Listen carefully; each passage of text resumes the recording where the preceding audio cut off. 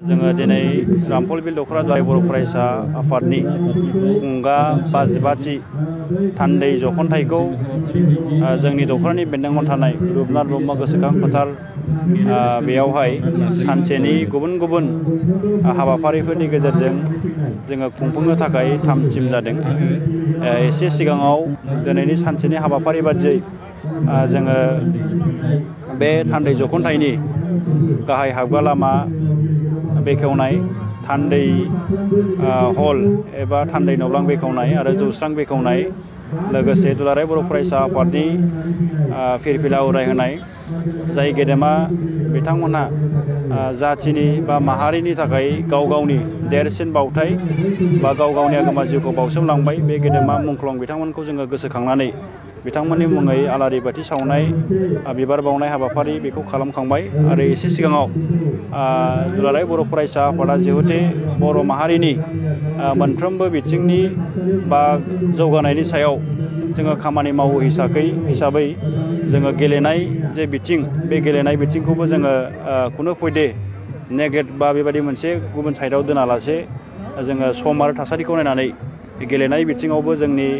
फरायसाफोर बा जोंनि इयुन जोलैफोरखौ सांग्रांथि होनाय, खाबु होनाय आरो थुलुंगा होनायनि नोजोरजों गेलेनाय बादायलायनाय हाबाफारि बा गुबुन गुबुन बेबायदिनो गेलेनाय बिथिङाव जोङो हाबाफारि लानानै खामानि मावबोदों। थिग नैबे खाबुआवनो, नैबे थान्दै जख'न्थाइनि खाबुआवनो जोङो दिनै काबादि आरो भलिबल जे गेलेनाय बादायलायनाय हाबाफारि जोङो बेखौबो लादों। बेखौ एसे सिगाङाव जोङो बेखेवना थांखांबाय। आरो दा दसे उनाव एबा 11 रिंगानिफ्राय जोङो रामफलबिल दख'रानि बेन्दोङाव थानाय गासै 110टा जोंनि बर' गामिफोरनि मानगोनां गामिगोरा नेहाथारि बा गामिनि सांग्रां जाय रायजो राजाफोर बे बिथांमोनखौ लानानै लोगोसे दख'रानि बेन्दोङाव थानाय गासैबो माहारियारि समाजारि आफादफोर, गुबुन गुबुन दल संगठनफोराव बायदि बिबान रुजुननानै खामानि मावबाय थानाय दैदेनगिरि बिबानगिरिफोर, जोंनि फोरोंगिरिफोर, मेलेमजिबिफोर जोङो बयखौबो हांख्रायदों। बेवहाय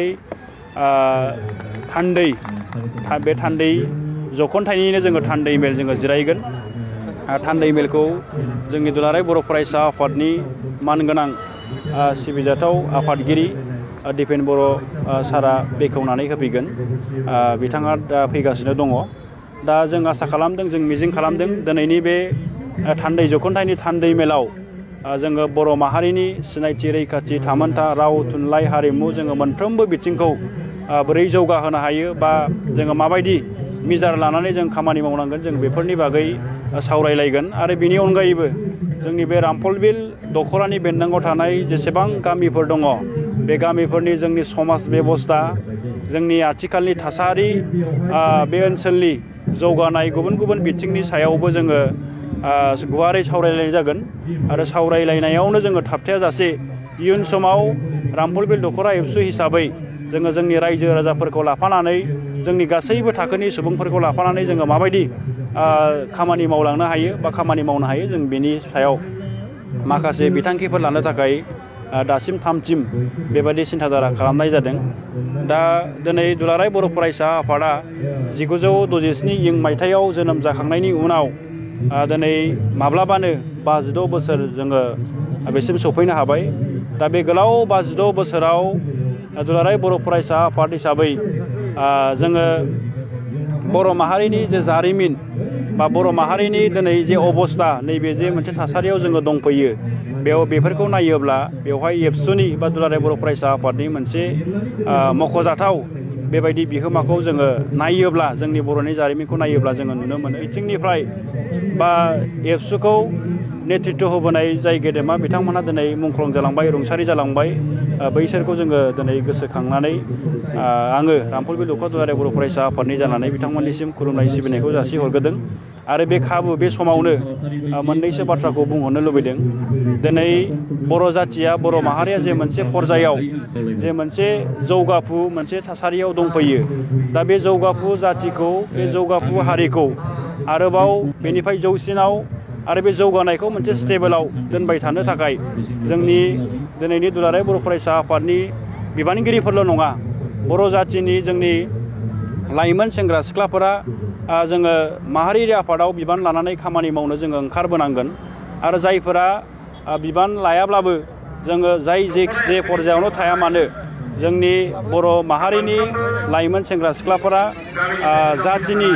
जाथिखौ मोजां मोननो हानाय बा माहारियारि बे साननाय हनाय जोङो बेखौ गासैबो समाव गासैबो थासारियाव गोनांथि जोङो बेखौ मोनदों। मानो बुङोब्ला दिनैनि जे थासारि जेब्ला जोंनि बर' लाइमोन सेंग्रा सिख्लाफोरनि गेजेराव जोङो नुदों जे माहारियारि साननाय हनाय जाथिखौ मोजां मोननाय बे मोनसे हुदाया फ्राय लासै लासै खम जालांदों। बेखायनो बे माहारियारि साननाय हनाय माहारिबादखौ जोङो फोथांनानै लाखिनो थाखाय जोंनि सेंग्रा सिख्लाफोरा गोबां बिथिङाव जोंहा खामानि मावबावनांगौ दङ। दा बेखायनो उननि समाव बर' माहारिनि जोंनि गासैबो लाइमोन सेंग्रा सिख्लाफोरखौ दुलाराय बर' फरायसा आफाद, बर' थुनलाइ आफादानो जा गुबुन गुबुन आफादफोरजों हागौमानि सिथाबनानै गाव गावनि फरायनाय, गाव गावनि केरियार बा गाव गावनि खामानिखौ मावनायजों लोगोसे एसे सम होनानै आफादफोराव बिबान लानानै बा आफादफोराव बिबान लायाजासे जाथिनि थाखाय खामानि मावनो थाखाय जोङो खावलायहरदों।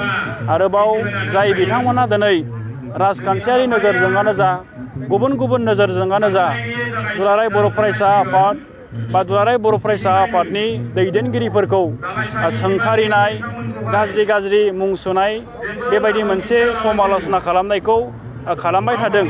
बै गेदेमा बिथांमोननिसिम आङो रामफलबिल दख'रा दुलाराय बर' फरायसा आफादनि जानानै गुरैयै खावलायहरनो लुबैदों जे दुलाराय बर' फरायसा आफादा थांनाय 56 बोसोराव जाखिनि खामानि मावबोबाय बे खामानि मावबोनायखौ लानानै दिनै बेनो दुलाराय बर' फरायसा आफादनि लेगेसिया बेनो। दा बेखायनो सोरबा XYZनिफ्राय एबसुआ मा मावदों मावाखै बा एबसुनि कन्ट्रिबिउसना बर' जाथियाव मा दिनैनि एबसुआ मा खालामदों खालामाखै बेनि थाखाय सोरबा XYZनाव जोङो माबा मोनसे सार्टिफिकेट लानांगौ, माबा मोनसे बेबायदि गनायथि लानांगौ दङ होननानै जोङो साना। दिनैनि दुलाराय बर' फरायसा आफादाबो दिनैनि जोंनि जाथिखौ लानानै जाथिनि मोनफ्रोमबो समयसा, जाथिनि मोनफ्रोमबो जौगानाय बिथिंनि सायाव जोङो बिराद सिरियास। जोङो सम आरो थासारिखौ नायनानै बबे समाव माबायदि मिजार लानानै जोङो खामानि मावनांगौ दङ बेबायदि थांखि आरो नोजोरजोंनो दिनैनि दुलाराय बर' फरायसा आफादाबो आवगायगासिनो दङ।